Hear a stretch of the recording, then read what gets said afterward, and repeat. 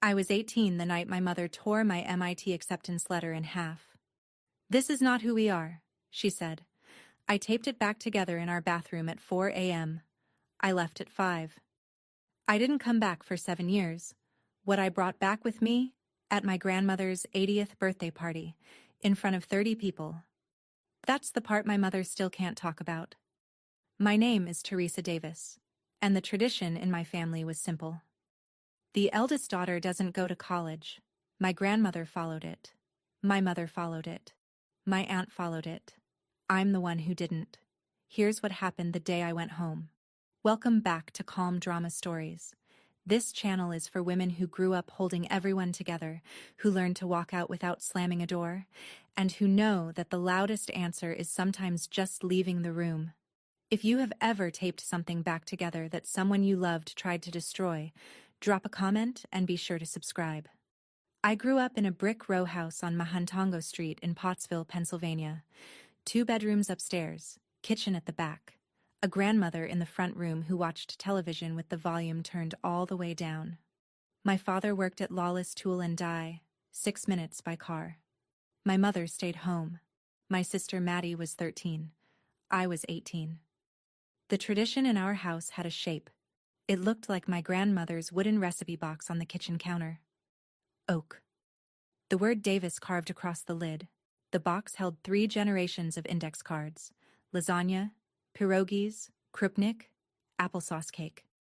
It also held the rule. The eldest daughter stays. The eldest daughter cooks. The eldest daughter marries someone within driving distance. My grandmother had done it. My mother had done it. My Aunt Carol had done it. I was next. I never said no out loud. That was not how we operated. I said no the way the women in my family said no. Quietly. In private. In a place no one would look. For me, that place was the school library on Garfield Avenue, 2nd floor, west window, the table behind the encyclopedias. I took the SAT in October. I took the ACT in November. I lied about where I was on Saturday mornings. My mother thought I was working a shift at the Patel family bakery for $10 cash. I was, actually, 3 Saturdays out of 4.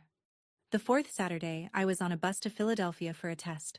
I scored 1560 on the SAT, 35 on the ACT.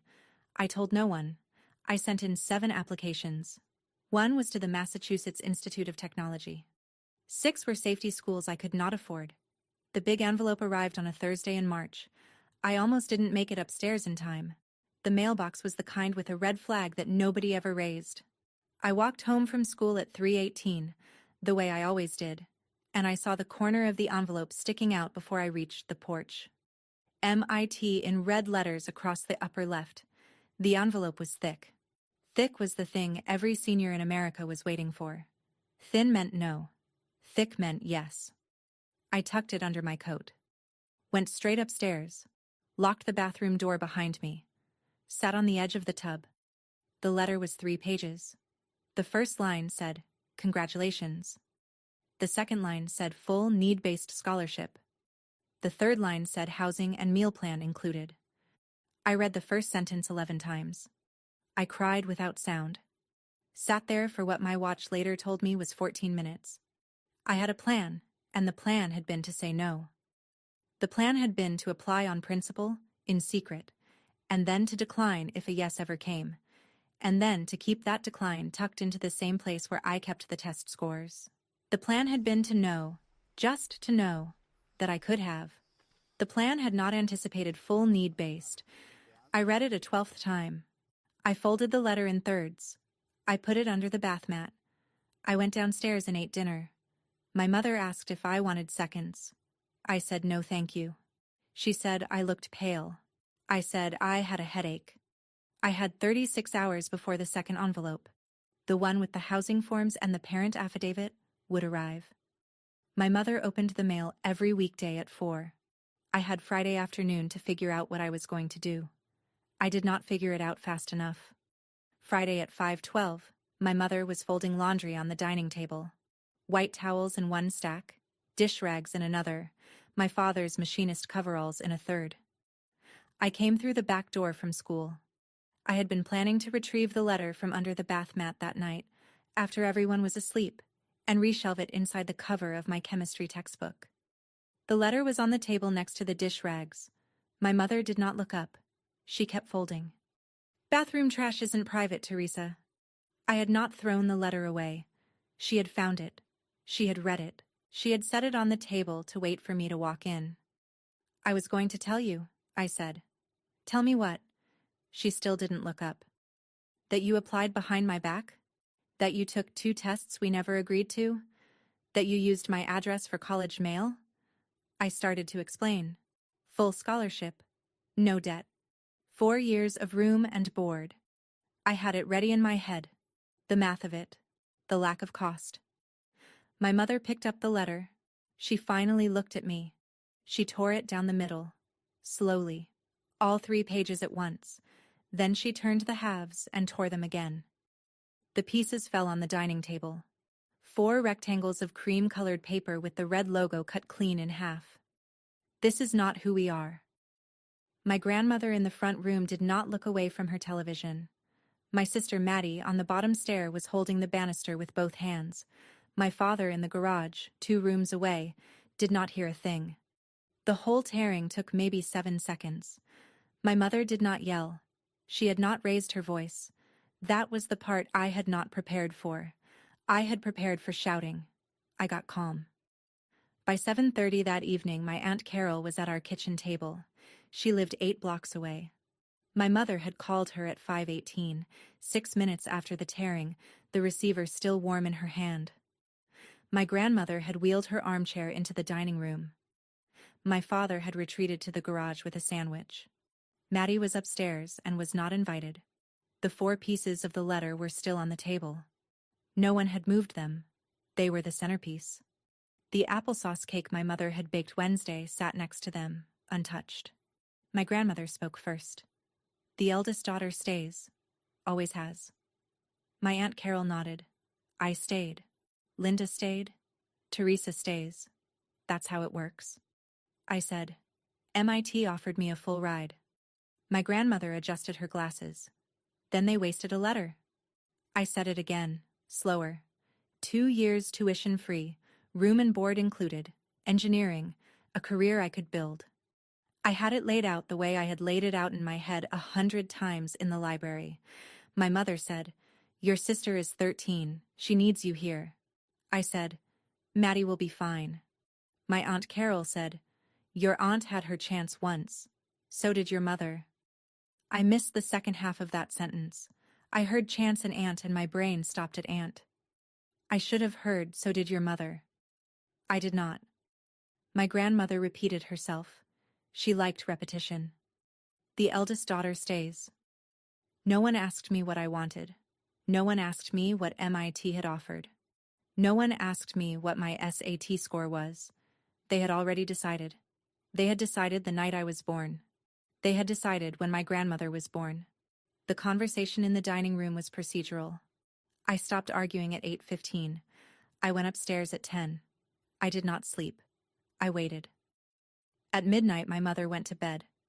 At 12:30, my father came inside from the garage and made the floorboards creak past my door. At 1:15, the house was quiet enough that I could hear the refrigerator hum from the kitchen.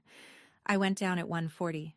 The 4 pieces of the letter were still on the dining table. My mother had not thrown them out. She had left them as a lesson. I gathered them. I took them to the bathroom upstairs. Locked the door. Sat on the tile floor with my back against the tub. Scotch tape. Mom kept a roll in the medicine cabinet for the labels on her prescription bottles. I pulled the strips slow. I taped each tear like a stitch. My mother had taught me to mend things. She just had not said which things. Hems. Yes. Buttons? Yes. Letters from the Massachusetts Institute of Technology? No. The sentence about the scholarship ran across 2 tape lines. I could still read it. I folded the letter into thirds. I put it in the inside chest pocket of my denim jacket, the one that buttoned closed. I went back to my room, opened the bottom drawer of my dresser. $340 in cash, saved from babysitting the Patel kids next door over the past 2 years. a printed Greyhound schedule I had downloaded at the library and folded into eighths in October. Boston route. 5:22 a.m. departure from Pottsville. I wrote a note for Maddie. Half a page. I told her I loved her. I told her I would write. I told her not to be afraid. I slipped it under her pillow at 3:40 while she slept with her mouth open. I went down the stairs in socks. The light in the garage was on. I had expected it to be off. My father was standing at his workbench, sleeves rolled, hands greasy, the carburetor from the 1992 Buick that did not run open on a clean rag. He was not fixing it. He was pretending to. He had been waiting. I stood in the doorway with my coat on, and my duffel bag at my feet. He turned. He looked at me the way he looked at customers who came to the tool shop with a problem they could not name. He nodded once. "Your mother loves you, Theresa." "I know." He wiped his hands on the rag.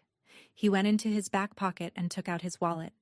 He counted out 4 $20 bills. He held them out. I took them. $80. He had $80 in his wallet on a Friday after payday, and he had decided, somewhere between dinner and 1:40 a.m., to give all 80 of it to me. "For the bus," he said.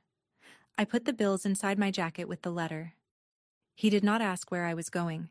He did not need me to tell him. He had heard my mother on the phone with Carol. He had heard the tearing through the wall. He had been awake the same way I had been awake. I did not say thank you. I did not say goodbye. He did not reach for me, and I did not reach for him. He turned back to the carburetor.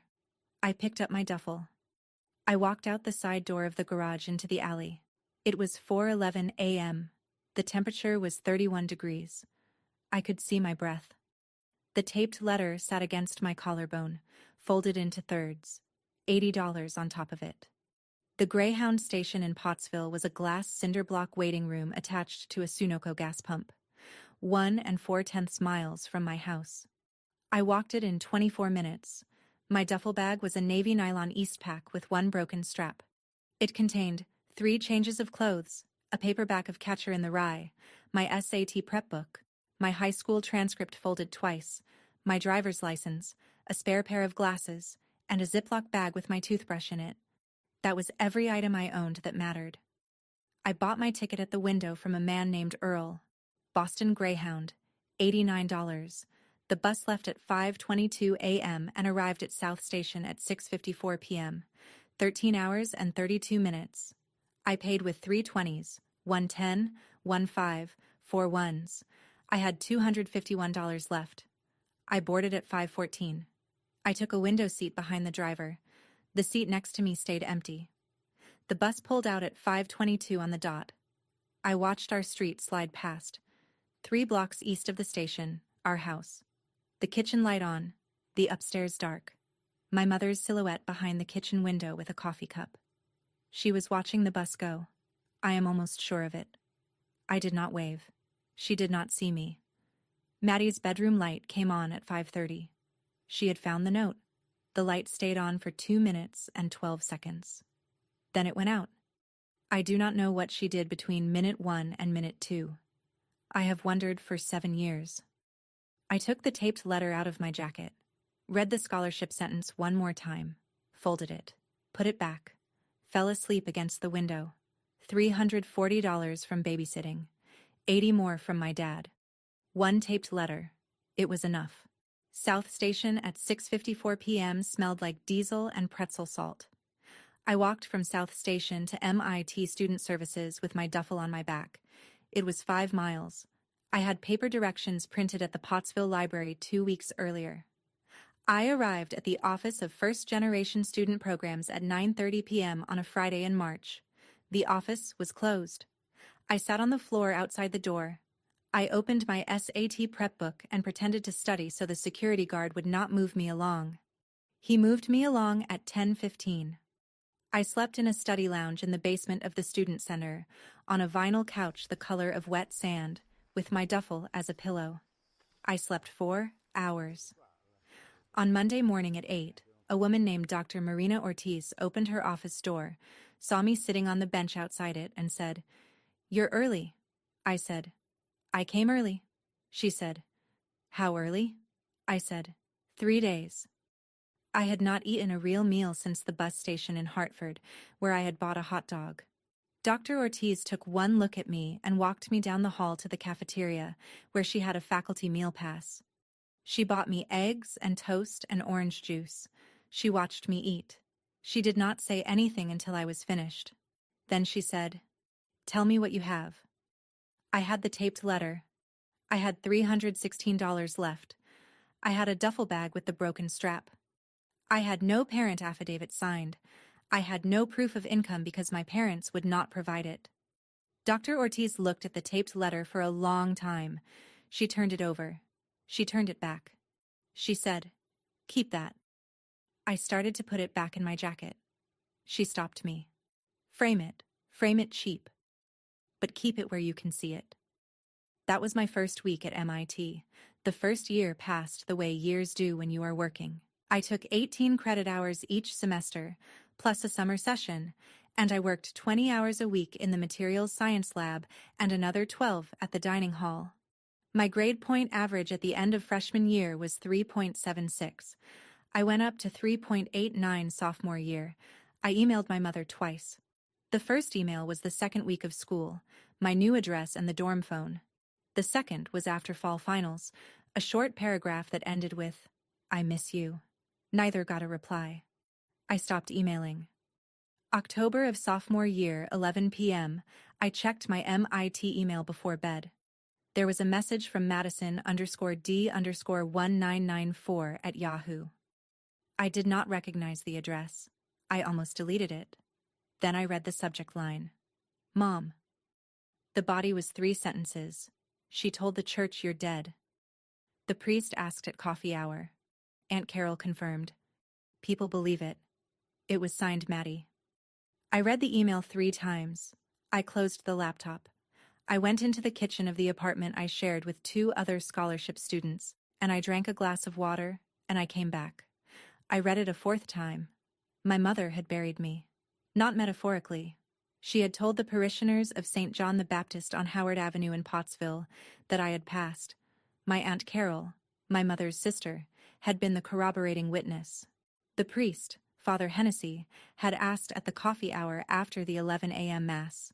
The dead daughter narrative was easier than the live daughter who had refused to stay. My mother had chosen the lie. So had my aunt. The whole town would now treat my mother with a kind of soft solemnity, the way you treat someone with a tragedy in the recent past. I did not reply to Maddie.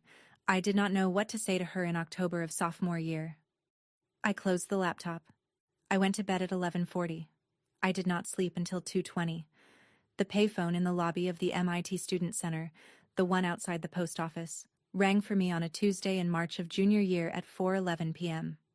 I was walking past it on my way to a problem set group. The desk attendant flagged me. She said, "Theresa Davis? There's a man on the line says he's your father." I had not heard his voice in 2 years and 4 months. I picked up. "Theresa. Dad. Grandma had a stroke. Mild. She's home. She's asking for you." I stood with the receiver against my left ear and watched a freshman drop a textbook on the floor. I said, "When did it happen?" 3 weeks ago." I let the silence sit. He sat in it too. He had called me at a payphone on a Tuesday afternoon, 3 weeks after the event, with no advance email, with no warning, with my mother's hand surely somewhere near his elbow. I said, "She had 3 weeks of asking, and you waited until now to call?" He did not answer. I said, "Tell her I'm in finals. I'm sorry." I hung up. Finals were not for another 6 weeks. I knew it. He knew it. The lie was a gift to both of us. It let me hang up without saying no. It let him tell my mother I had been studying. That night I sat on the floor of my apartment and I went through my logic the way I went through my problem sets. The math was, Grandma had a stroke. Grandma was home. Grandma did not want me there. Grandma had wanted me to stay home 7 years ago, and she had not changed her mind. My father had been told to call. My father had called. My answer had been a small lie that gave everyone an exit. I did not feel guilty. I noted, with some surprise, that I did not feel guilty. I went to bed at 10:30. I slept 8 hours for the first time in 3 months. If you have ever had your dad call you with someone else's guilt, your mother's, your grandmother's, your aunt's, and you knew before you picked up that the call wasn't really from him, I would love to hear what you said. Drop it in the comments. And if you are new to Calm Drama Stories, hit subscribe. Sunday's story is about a woman who answered her phone for the last time. Senior year, December. I moved off campus to a studio apartment over a sandwich shop on Massachusetts Avenue, 3 subway stops from the lab. My rent was $840 a month. My stipend covered $700 of it. The lab covered the rest in exchange for 15 hours of weekly research assistantship. I had a bookshelf, a futon, a small desk under the window, a kettle, a wok, and a roommate named Maya who was 3 years into her own doctorate in chemical engineering. Maya was from Lagos, Nigeria. She had left her family at 19 for similar reasons. We did not talk about it.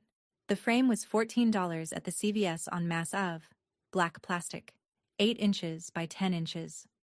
I had carried the taped letter folded inside the cover of my sophomore year organic chemistry textbook for 2.5 years.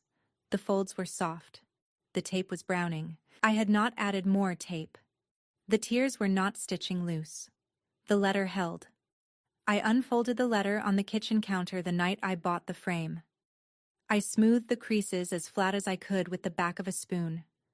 I slid the letter behind the glass and tightened the 4 metal tabs. I hung it on a nail above my desk. Maya came home at midnight. She made a cup of tea. She walked over to the desk and looked at the frame for 30 seconds. Why is it taped? My mom tried to throw it away once. Once? Once. Maya nodded. She went to her room. That was all I said about it for the next 18 months. I did not need to say more. The letter was on the wall. The tape was browning slow. Anyone who walked into my apartment and asked got the same 2-word answer. Anyone who did not ask did not need to know.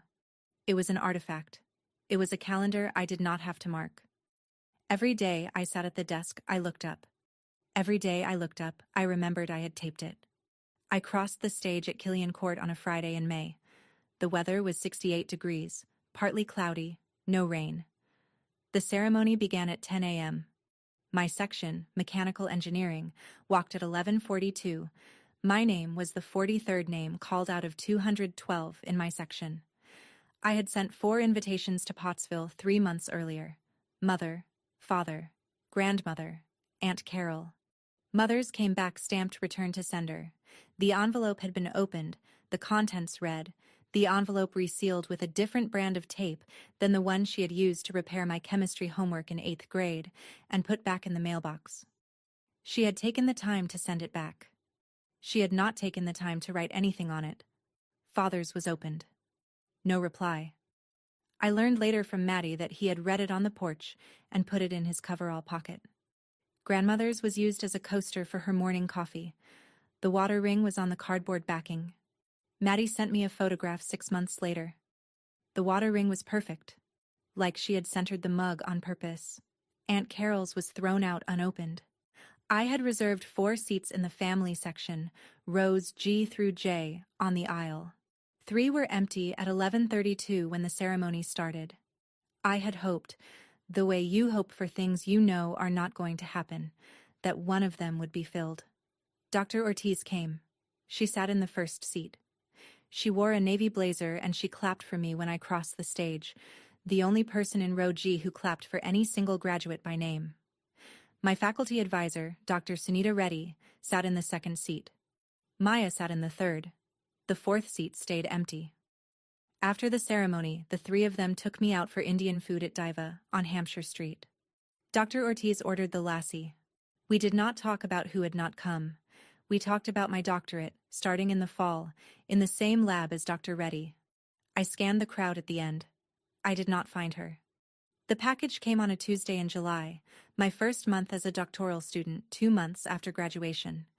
It was a brown cardboard box, 12 by 10 by 8, the kind you buy at the UPS store.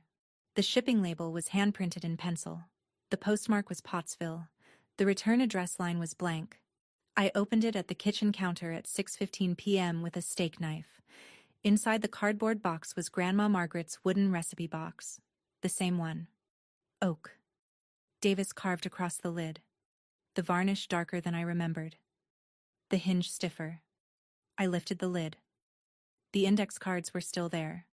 Lasagna with mozzarella, pierogies, krupnik, applesauce cake, Frank's chili, hot milk sponge cake, Polish white borscht. 53 cards in my grandmother's handwriting and 4 in my mother's. Under the cards, the cardboard insert lifted out. Under the insert, lying flat against the bottom of the box, was a yellowed manila envelope. I sat down on the floor. Inside the manila envelope, 3 items. The first item was a high school transcript from Pottsville Area High School, class of 1991. The name on the transcript was Linda Marie Walsh. Linda, my mother. The grade point average was 3.94. National Honor Society, senior class secretary, top 5%. The second item was an acceptance letter from Lehigh Carbon Community College, registered nurse program, fall semester, 1991. Partial scholarship $1,200 per semester. Total cost after scholarship $1,780 per semester. The letter was dated April 3, 1991. The third item was the same acceptance letter in 2 pieces, taped back together with brittle yellowed masking tape. The masking tape had cracked along the spine. The 2 pieces were still attached, but the tape had given up sometime in the last decade. My mother had taped her own scholarship letter back together in 1991, and then she had kept it. For 33 years.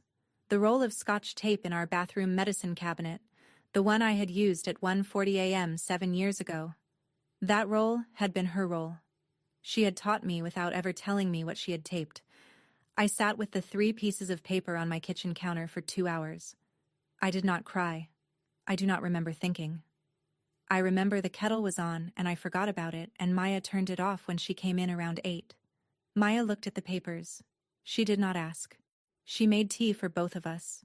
She sat across from me. I worked the math out. My mother had been 18 in 1991. She had had the same grade point average I had had. She had been the senior class secretary. She had applied to community college on her own. Someone had torn her letter. My grandmother, almost certainly. The same grandmother who had sat in the front room with the television volume low. My mother had taped the letter back together with masking tape, which was what was available in 1991 in the Davis kitchen. She had hidden the taped letter at the bottom of the wooden recipe box that she would inherit when my grandmother died. She had stayed. She had married my father in October of 1992. She had had me in May of 2002. She had spent 25 years cooking from the cards above the letter. Then she had torn mine. I understood the math. I did not forgive it. The understanding and the forgiveness are not the same thing, the understanding said. She is also someone's eldest daughter. The not forgiving said, she had the tape in her hand and she chose to repeat it. At the bottom of the manila envelope was a photograph. 4x6. Color. Faded a little. It was my mother at 18, standing on the porch of a building in Schnecksville, Pennsylvania, wearing nursing scrubs that did not yet belong to her. She was holding a Lehigh Carbon Community College brochure. She was smiling. I had never seen her smile that way. I have looked at every photograph in our family albums. She is in maybe 40 of them. In none of those 40 does she smile the way she is smiling in the Lehigh Carbon photograph. I sat with the math of it. 33 years between her tape and mine. The roll was the same brand. The lab spun out a company in my second year of doctoral work. It was called SenseCore. We made mass spectrometry sensors for hospital clinical labs. Faster detection of bloodstream infections than the standard culture method, 16 hours instead of 24 to 72. Patent filed January. University spin-out paperwork signed March. Dr. Reddy was chief scientific officer. 5 graduate students were named on the patent, including me. My founder equity grant was 2.4% of the company, vesting over 4 years with a 1-year cliff. The cliff vested on a Tuesday in March of my year 6 at MIT. SenseCore closed Series A funding 11 months later at a pre-money valuation of $31 million. My vested shares on paper were worth $750,000 and change. The remaining unvested portion was worth as much again. I told nobody in Pottsville. The night of the cliff, I wrote one email to Maddie at her old Yahoo. The subject was, "Hi." The body was, "Doing okay? Hope you are." I had not emailed her in 5 years. Maddie replied at 4 a.m. the same day. She must have had email notifications on her phone with the sound on. The reply was, "Haley just turned 5. She's smart, T, like you smart." I had not known how old Maddie's older child was. I had not known her name. I learned both in one sentence. I read the email twice. I went to bed at 2:30. Maddie sent a follow-up 2 days later. A picture of a 5-year-old in pink corduroy with a Magnetiles castle. I saved it to a folder on my desktop labeled M. I added pictures to that folder over the next 8 months when she sent them. 16 pictures by the end of the year. I did not reply to most of them. I replied to 1 or 2 with a single emoji. I did not yet know what I was going to do about the math of $750,000 on paper. I knew I had time. I knew Haley was 5. I knew the next eldest daughter conversation in our family was approximately 12 years away. Or so I thought. The second call from my father came 2 years and 3 months after the first one. October. I was in the lab at 6:20 p.m. running a calibration on a new detector. My phone vibrated on the bench. Unknown number. Pennsylvania area code. I picked up because I had stopped expecting to recognize the area code. Theresa. Dad. Grandma's 80th is in 6 weeks. They want you there. Your mother. I sat on the lab stool. Your mother has been telling everyone you didn't get into MIT, that you flunked out. That's the story now. Up at the church. Up at Carol's. He paused. Why are you calling, Dad? Because they're starting on Haley. I closed the laptop on the calibration. The detector hummed. What do you mean, starting? The talks. About staying. Carol started it at Easter. Linda's nodding. Maddie isn't saying no. They're laying it out for her so she'll think it was her idea by the time she's 12. She's 5. She's 5. I picked up a pen from the bench. I wrote on the back of my hand. 6 weeks. Haley. Birthday. How do you know they're starting now? Carol bought her a play kitchen. I stared at the pen mark. I said, "Thank you for telling me. Theresa, I should have called sooner." Yes. I hung up. I walked out of the lab. I did not finish the calibration. I did not sleep that night. I sat at my kitchen table with a yellow legal pad and I made a list the way I made any list in the lab. Numbered, columned, falsifiable. Item 1. What I wanted to say. Answer. Nothing. Actions only. Item 2. What I wanted to leave behind. Answer. The taped letter. The 1991 photograph. A document. Item 3. Who the audience was. Answer. Haley. Only Haley. Everyone else was witness scaffolding. Item 4. When. Answer.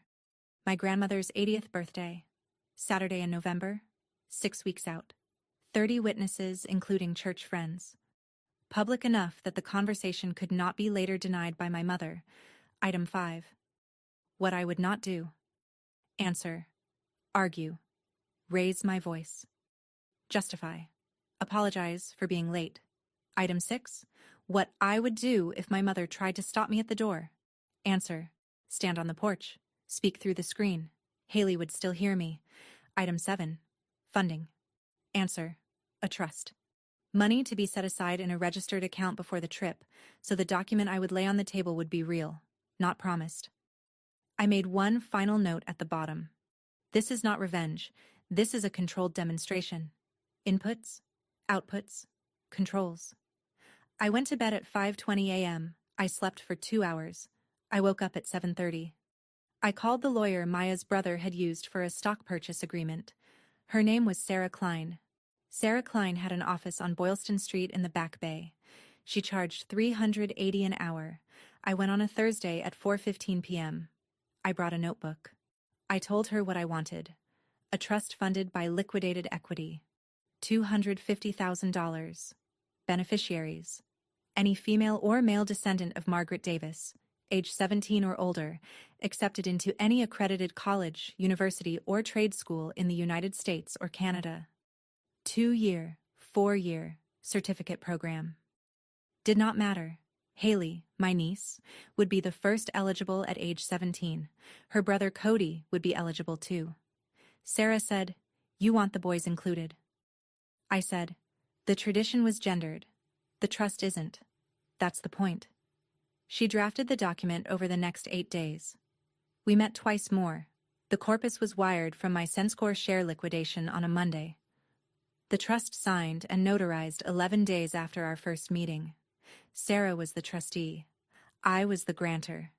The instrument was named the Davis Daughters Education Trust, with a footnote clarifying that it covered all descendants.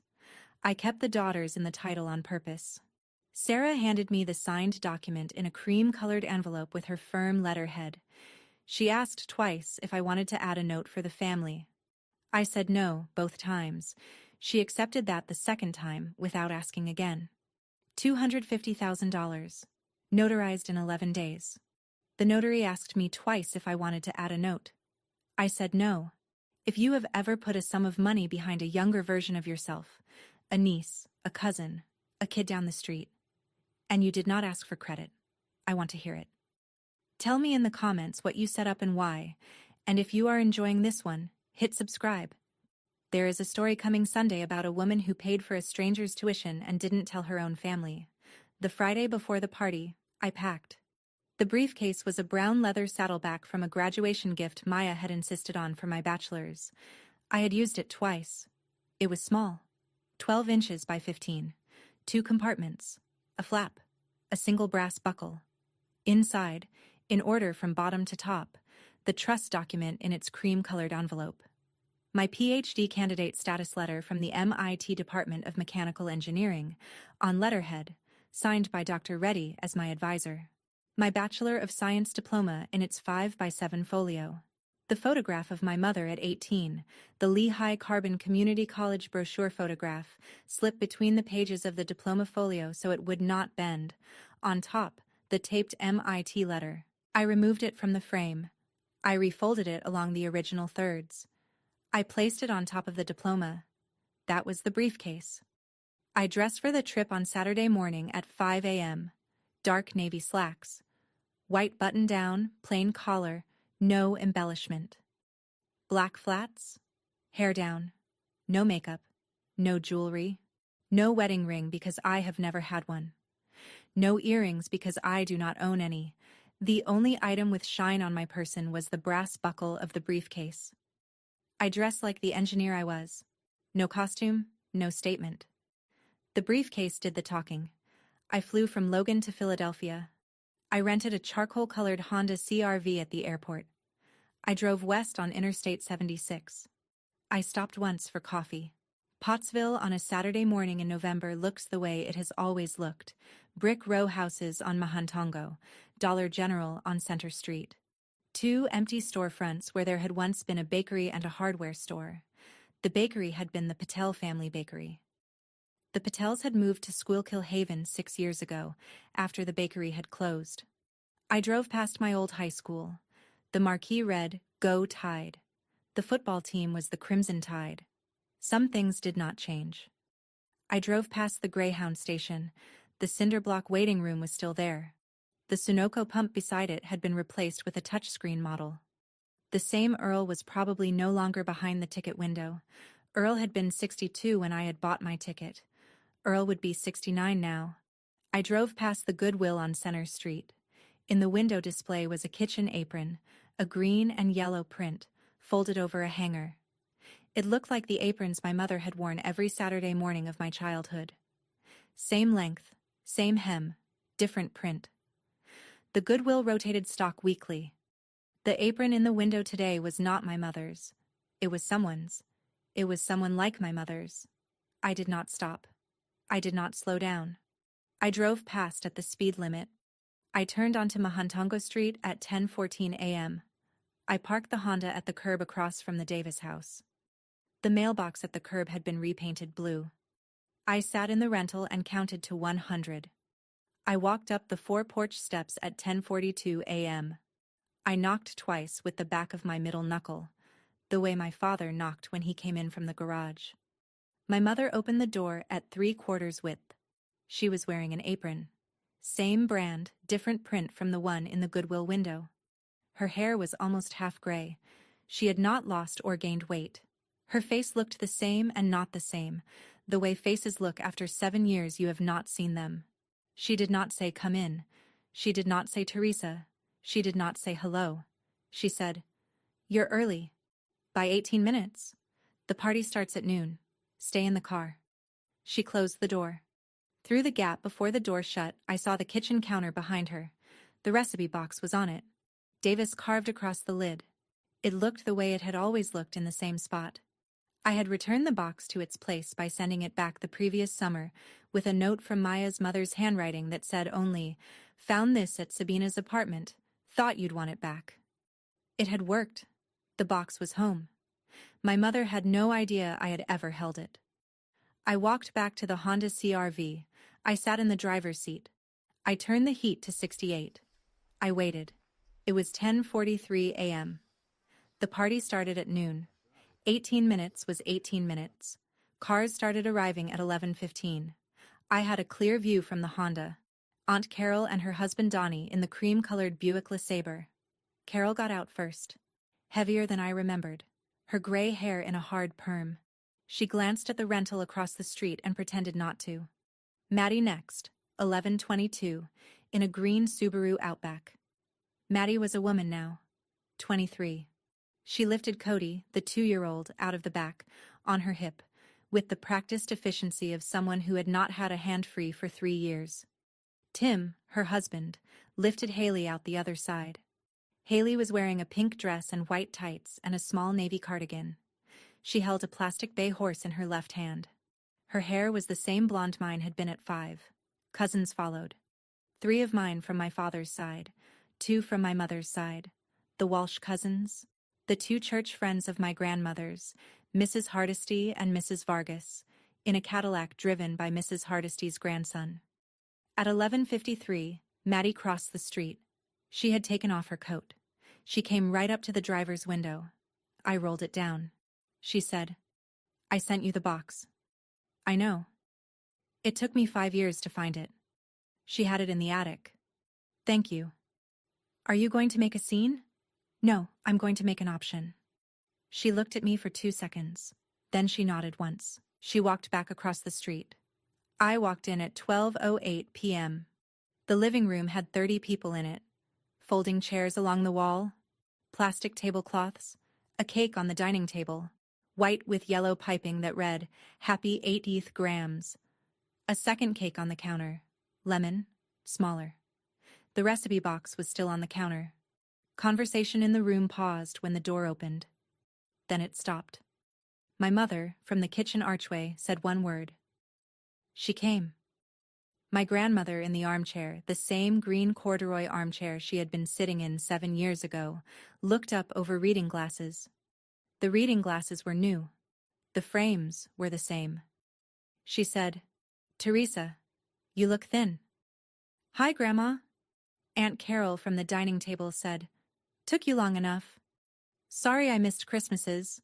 Carol opened her mouth. My father crossed the room from the kitchen. He had aged 7 years. He hugged me.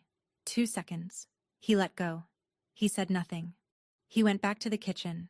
I stood in the entryway with the briefcase in my right hand. Haley was on the carpet in front of the television, 10 feet from me, playing with the bay plastic horse. Cody was on Maddie's lap. Tim was talking to Donnie. The room remembered how to talk in about 15 seconds. The volume came back up. Mrs. Hardesty asked Mrs. Vargas if she wanted coffee. I sat down on the folding chair nearest the front window. I put the briefcase on the carpet beside my left foot. At 12:31, my mother picked up a butter knife and tapped it against the rim of a water glass. The room went down to a hush. My father stepped to the kitchen doorway with a coffee cup.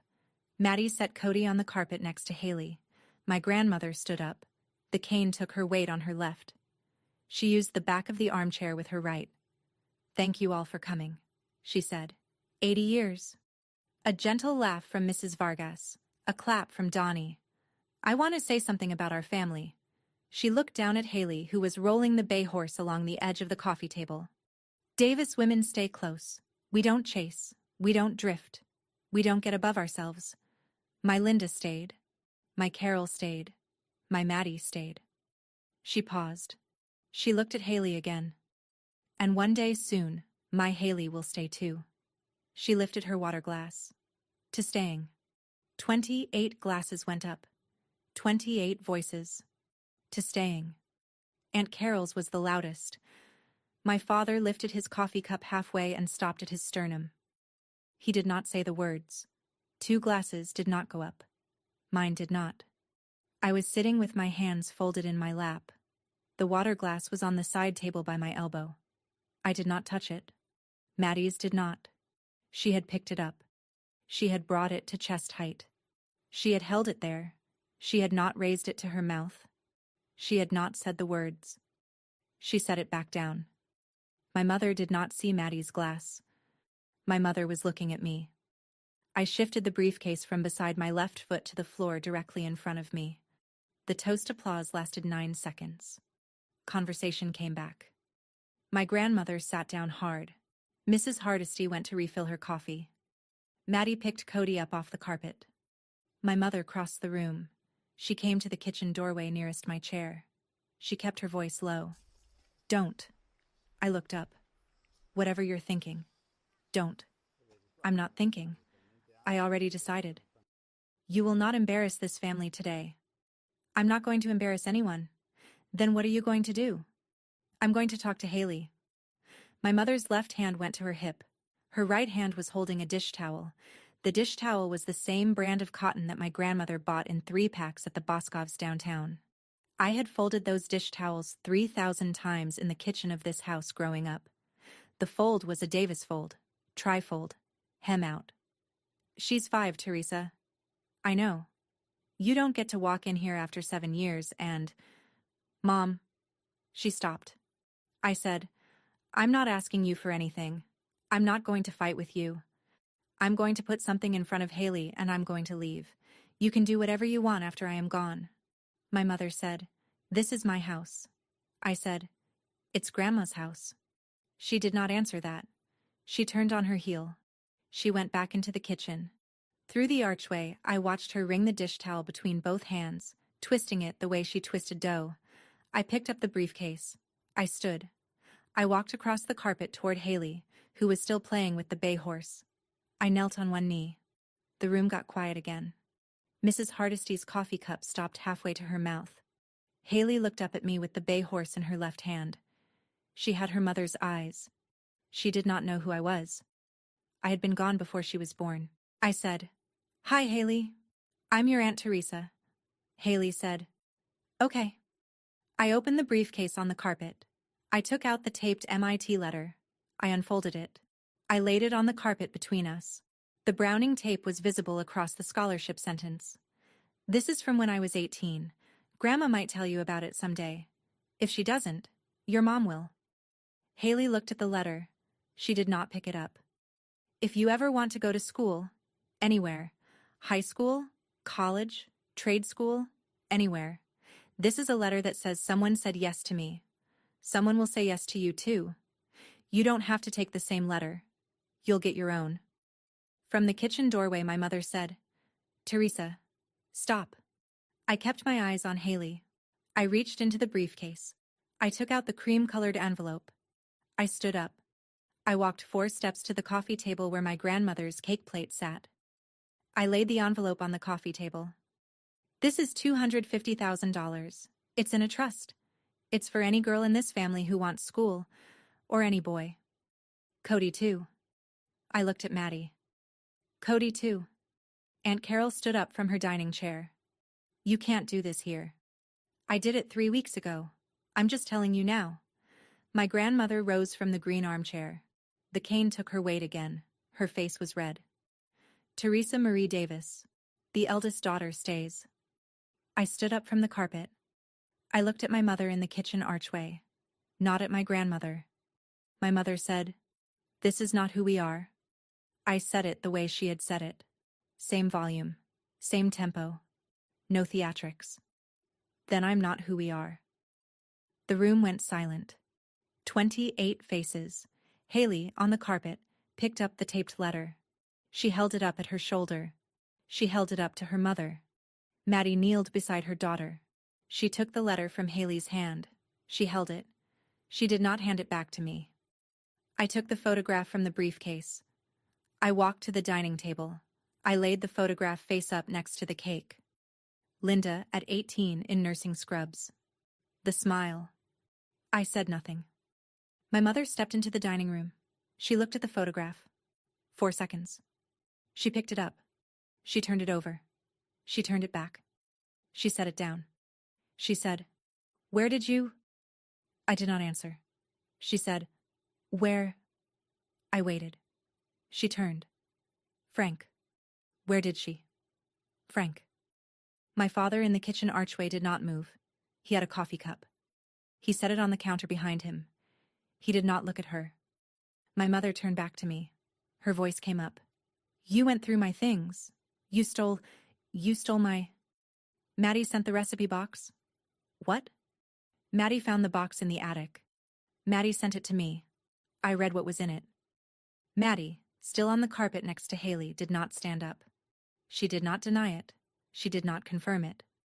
She held the taped letter against her chest. My mother said, "You don't get to..." Her voice was loud now. The kind of loud my mother almost never reached. My grandmother sat back down hard. Aunt Carol crossed herself. I picked up the briefcase. The briefcase was lighter now. The trust document was on the coffee table. The photograph was on the dining table. The taped letter was with Haley. The PhD letter and the diploma I had left in the briefcase. They had not been the point. I walked to the door. I put my hand on the knob. I turned to my mother. I said one thing. "I taped mine too, Mom. Same brand of tape." I opened the door. I walked out. The door closed behind me. From the porch I could hear my mother's voice rising, a sound I had not heard her make before. I walked to the rental. I did not look back. I sat in the rental Honda at 1:07 p.m. I put the key in the ignition. I did not turn it. The heat I had left on at 68 had been off for 3 hours. The car was cold. A knock on the window. Maddie. She was holding the taped letter and the cream-colored envelope. She had her coat on now, her breath in the air. I rolled the window down. She said, "Haley wants to keep this." She can. The trust. Is it real? Notarized. Sarah Klein, Boston. The numbers on the cover sheet. Tim's gonna be hard about it. Tim doesn't have to sign anything.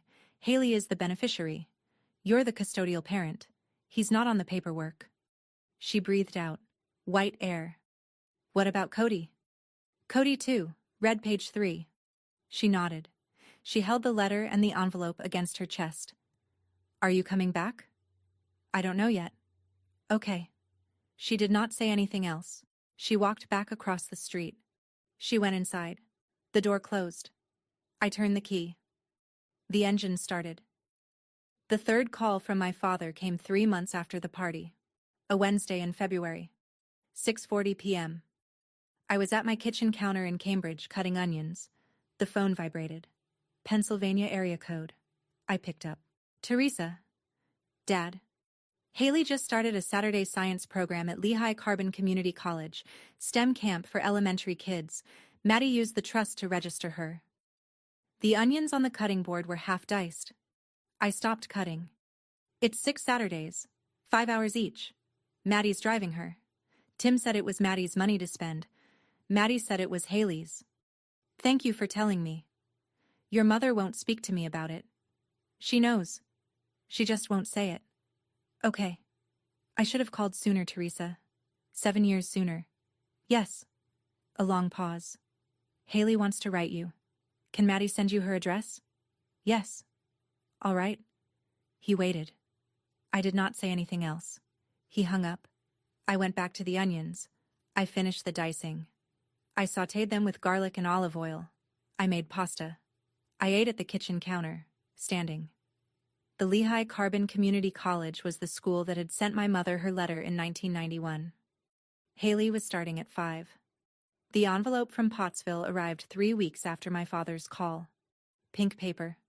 Address in Maddie's handwriting on the front. Return address in Haley's kindergarten handwriting, all caps, backwards Y. Inside, 2 pieces of paper.